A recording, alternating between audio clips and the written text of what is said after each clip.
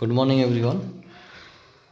So today I'll discuss projectile motion. প্রক্ষেপ্য গতি এটা এটা চ্যাপ্টার 4 টপিকস হয় প্রক্ষেপ্য গতি গতিকে প্রক্ষেপ্য গতি কি প্রজেক্টাইল মোশন যিকোনো এটা ইন্ধনবিহীন বস্তু যদি বায়ুশূন্য মাধ্যমলৈ বা ওপৰলৈ দলিয়াই দিয়া হয় তাক কি বুলি কোৱা হয় প্ৰক্ষেপ্য গতি প্ৰজেক্টাইল মোশন তো প্ৰজেক্টাইল মোশনত কি হ'ব তোমাৰ এক্সাম্পল এটা দিছোঁ মই যদি এৰোপ্লেন আছে এটা এৰোপ্লেনৰ পৰা বোমা এটা নিক্ষেপ কৰা হয় এই ক্ষেত্ৰত এই বোমাটো যেটো গতি হ'ব হেতু হ'ব প্ৰক্ষেপ্য গতি কাৰণ এৰোপ্লেনৰ পৰা বস্তু এটা এৰি দিয়াৰ পিছত তাৰ ওপৰত কেৱল এটা বলে ক্ৰিয়া কৰিব হেতু হ'ল তোমাৰ ফোৰ্স অফ গ্ৰেভিটি গতিকে ইন্ধনবিহীন যিকোনো এটা বস্তু যদি ওপৰলৈ দলিয়াই দিয়া হয় বা ওপৰৰ পৰা তললৈ পৰিবলৈ দিয়া হয় হেতু কি বুলি কোৱা হ'ব প্ৰজেক্টাইল আৰু তাৰ যেটো মোশন হেতু কোৱা হ'ব প্ৰজেক্টাইল মোশন তো ইয়াৰ ওপৰত বেস কৰি আমি ডিসকাস কৰিম হৰাইজন্টাল প্ৰজেকশন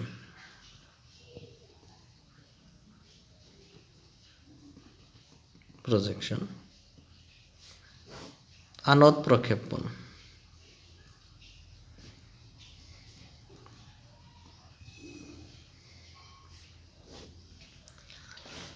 horizontal projection suppose etu hol groundৰ পৰা এই উচ্চতাত আছো আমি এই উচ্চতাৰ পৰা কিবা এটা বস্তু ইউ বেগেৰে দলিয়াই দিয়া হৈছে তেতে হলে কি হ'ব কোনো এটা বস্তু যদি ওপৰলৈ দলিয়াই দিয়া হয় তেনহলে তাৰ বেগটো কিন্তু লাহে লাহে কমিব কমাৰ পিছত এটা নিৰ্দিষ্ট উচ্চতা পোৱাৰ পিছত তাৰ বেগৰ মান কিমান হ'ব 0 হ'ব 0 হোৱাৰ পিছত ই আকৌ তলফালে নামি আহিব গতিকে এই ক্ষেত্ৰত সেম কেস হ'ব আমি কিন্তু বস্তুটো ভূমিৰ পৰা দলিয়াই দিয়া নাই মাটিৰ পৰা আমি এই উচ্চতাত আছো এই উচ্চতাত থকা এটো পয়েন্টৰ পৰা সাপোজ এটো ও পয়েন্ট ওৰ পৰা ইউ বেগেৰে আমি বস্তু এটা দলিয়াই দিছো গতিকে দলিয়াই দিয়াৰ পিছত কি হ'ব বস্তু এটা সাৰ্টেন হাইট পোৱাৰ পিছত ই তলফালে নামি আহিব তো এই ক্ষেত্ৰত বস্তুটোৰ যেটো গতি the motion of the body will affect by two causes that means বস্তুটোৰ গতিত দুটা বস্তুই ক্ৰিয়া কৰিব নাম্বাৰ 1 its horizontal velocity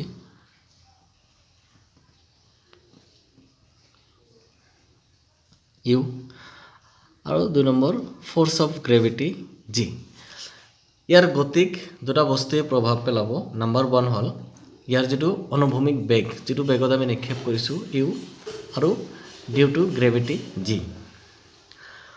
তাৰ পিছত আমি বস্তুটো দলিয়াই দিলে তাৰ গতিপথটো কেনেকুৱা হ'ব ট্ৰেজেক্টৰীটো কেনেকুৱা হ'ব এটা আমি উলিয়াম ট্ৰেজেক্টৰী গতিপথ সাপোজ কৰিছো যে এই বস্তুটো দলিয়াই দিয়াৰ ফলত ইয়াৰ যেটো হৰাইজন্টাল ডিসটেন্স অনুভূমিক দূৰত্ব হেতু হল x আৰু ভাৰ্টিকেল ডিসটেন্স সাপোজ হেতু হল y horizontal distance hall x and vertical distance is y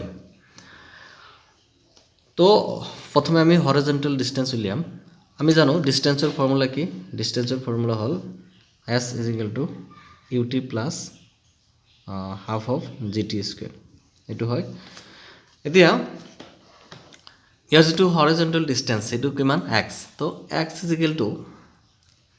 কিমান হ'ব ut plus half of gt square তো ইয়াতে যদি হৰাইজন্টাল ডিসটেন্স জুখো আমি হৰাইজন্টাল মোশনত গ্ৰেভিটিৰ মান 0 হ'ব g = 0 ইয়াত যদি g 0 হয় তেনহলে সেকেন্ড পোৰশনৰ মানখিনি কিমান হৈ যাব 0 তো x = কিমান থাকিব ut থাকিব x = ut তো ইয়াৰ পৰা আমি t = যদি উলিয়াই দেও t = হ'ব x/u this is equation number 1 আৰু ভাৰ্টিকেল ডিসটেন্স কিমান হ'ব y =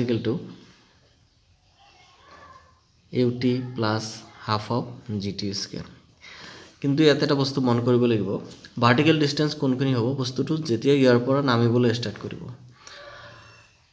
গতিকে বস্তুটো যেতিয়া নামিবলৈ ষ্টাৰ্ট কৰিব এটা ম্যাক্সিমাম হাইট পোৱাৰ পিছত ইয়াৰ ভেলোচিটি কিমান হৈ যাব 0 হ'ব 0 হোৱাৰ পিছতহে তলফালে নামিব গতিকে ইয়াৰ কাৰণে u কিমান হৈ যাব 0 u যদি 0 হয় তেনেহলে কিমান থাকিব y half gt square or y half g t square t মান বহাই দিম t মান কিমান x by u তো এটো হ'ব x square by u square or you can write y kx square তো আমি ইয়াত k কাটাই লিখিলো g by twice u square is equal to k এটো এটা কনস্ট্যান্ট হয় গতিকে from this equation we can say that the trajectory of the particle is parabolic ইয়াৰ যেটো গতিপথ এটো হল অভিবৃত্তীয় এটো হল এটা প্যাৰাবোলাৰ ইকুয়েশন গতিকে ইয়াৰ যেটো ট্ৰেজেক্টৰী গতিপথ হ'ব এটো হ'ব কি প্যাৰাবোলিক তো ইয়াৰ পিছত আমি ইয়াৰ টাইম অফ ফ্লাইট উলিয়াব পাৰিম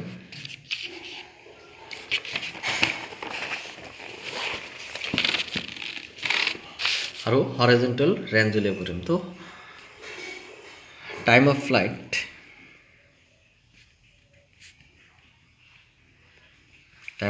মানে হল উড়নকাল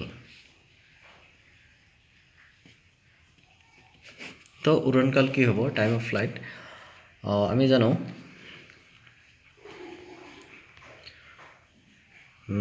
v is equal to or s is equal to ut plus half at square এর ঠাইতে gt হ'ব gt square তো ভার্টিক্যাল মোশনত s ৰ ঠাইত h হৈ যাব h is equal to ভাৰ্টিক্যাল মোশনত কি হ'ব তোমাৰ বস্তুটো যদি ইয়াৰ পৰা পৰিবলৈ ষ্টাৰ্ট কৰে ইয়াতে তোমাৰ ভেলোচিটি কিমান হৈ যাব 0 তো এটো টাৰ্ম 0 হৈ যাব half gt square তো টাইম অফ ফ্লাইটৰ কাৰণে আমি এটো ক্যাপিটাল T ধৰিম gt square তো ইয়াৰ পৰা t square is equal to কিমান হ'ব twice h by g or t is equal to under root twice h by g this is the time of flight উড়নকাল তার পিছত আমি হরাইজন্টাল রেঞ্জ উলিয়াম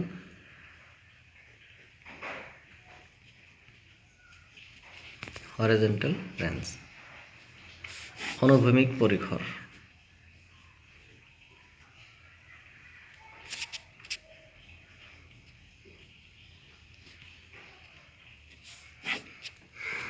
অনুভূমিক পরিখর মানে কি হবে তোমার horizontal range r is equal to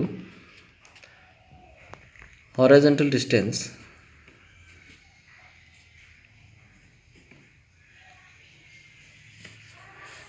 horizontal velocity into time of flight that means আমি জানো distance is equal to what velocity into time so in case of horizontal range the velocity will be horizontal velocity into time of flight so r is equal to horizontal velocity is u and time of flight is twice h by g so this is the horizontal range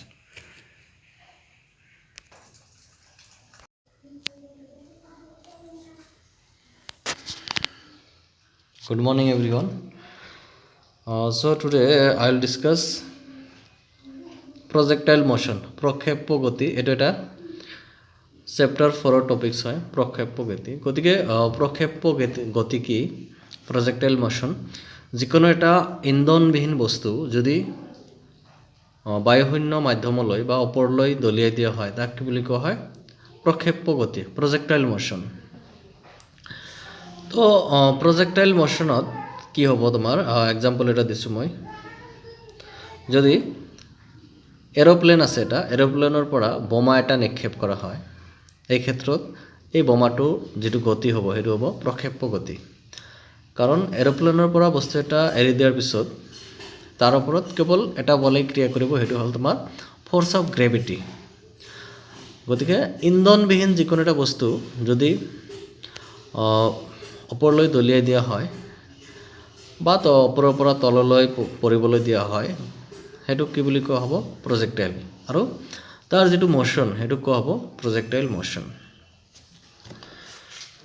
তো ইয়াৰ ওপৰত base কৰি আমি discuss কৰিম horizontal projection.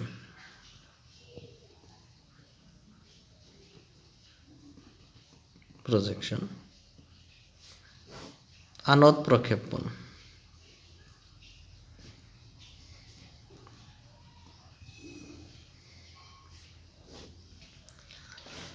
horizontal projection.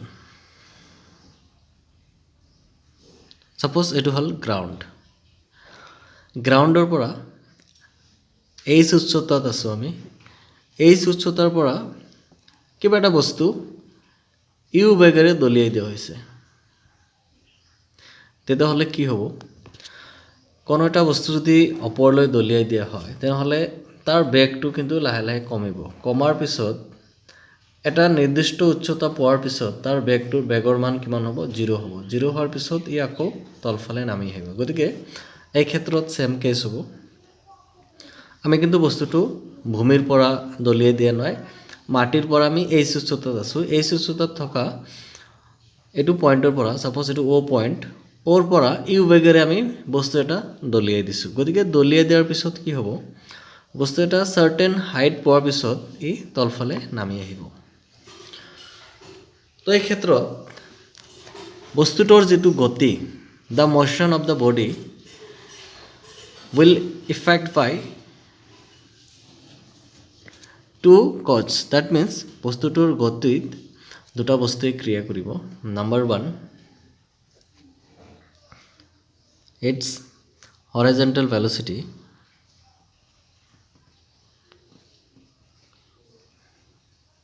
u, আৰু 2 number force of gravity, g. ইয়াৰ গতিক দুটা বস্তুৱে প্ৰভাৱ পেলাব. নাম্বাৰ 1 হ'ল ইয়াৰ যেটো অনুভূমিক বেগ, যেটো বেগত আমি নিক্ষেপ কৰিছো u, আৰু ডিউ টু গ্ৰেভিটি g. তাৰ পিছত আমি বস্তুটো দলিয়াই দিলে তাৰ গতিপথটো কেনেকুৱা হ'ব, ট্ৰেজেক্টৰীটো কেনেকুৱা হ'ব, এটা আমি উলিয়াম. ট্ৰেজেক্টৰী,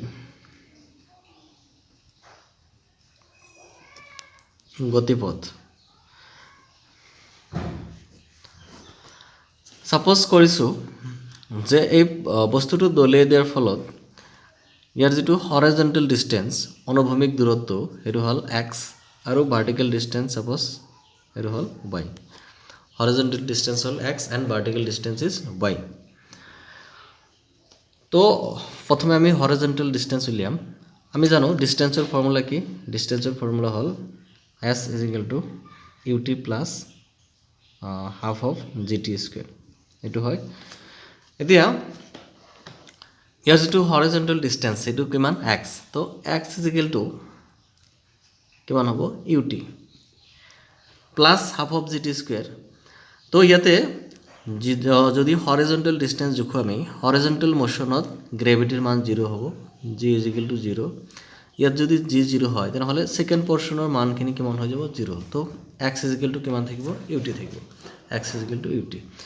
তো ইয়াৰ পৰা আমি t is equal to যদি উলিয়াই দিও, t is equal to হ'ব x by u. This is equation number 1. আৰু ভাৰ্টিকেল ডিসটেন্স কিমান হ'ব? y is equal to ut plus half of gt square. কিন্তু ইয়াতে এটা বস্তু মন কৰিব লাগিব, ভাৰ্টিকেল ডিসটেন্স কোনখিনি হ'ব? বস্তুটো যেতিয়া ইয়াৰ পৰা নামিবলৈ ষ্টাৰ্ট কৰিব. গতিকে বস্তুটো যেতিয়া নামিবলৈ ষ্টাৰ্ট কৰিব, এটা ম্যাক্সিমাম হাইট পোৱাৰ পিছত ইয়াৰ ভেলোচিটি কিমান হৈ যাব? 0 হ'ব. 0 হোৱাৰ পিছতহে তলফালে নামিব. গতিকে ইয়াৰ কাৰণে u কিমান হৈ যাব? 0. u যদি 0 হয় তেনেহলে কিমান থাকিব? y is equal to half gt square.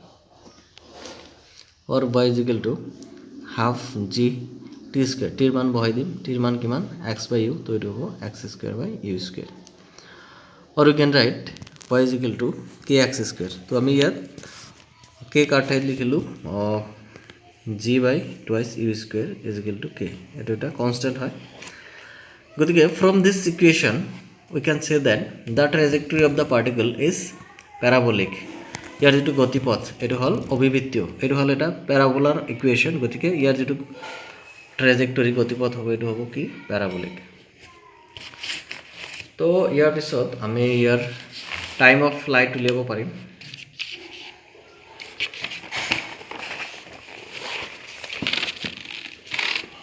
আৰু হৰাইজন্টাল ৰেঞ্জ উলিয়াব পাৰিম. তো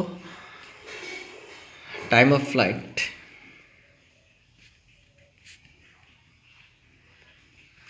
ফ্লাইট মানে হ'ল উৰণকাল। তো উৰণকাল কি হ'ব টাইম অফ ফ্লাইট আমি জানো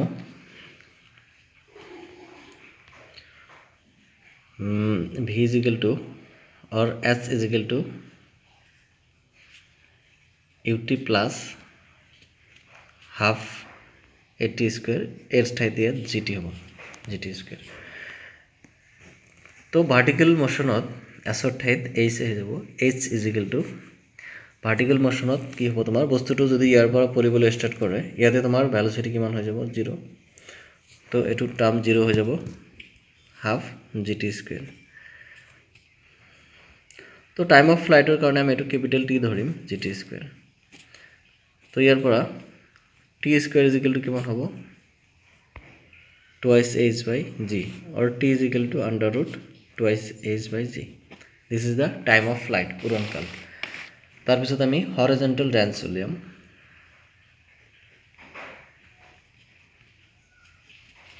হৰিজন্টাল ৰেঞ্জ অনুভূমিক পৰিসৰ।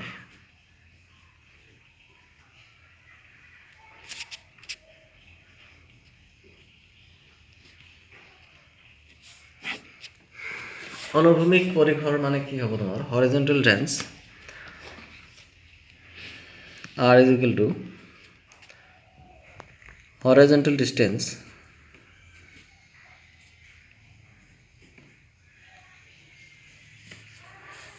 horizontal velocity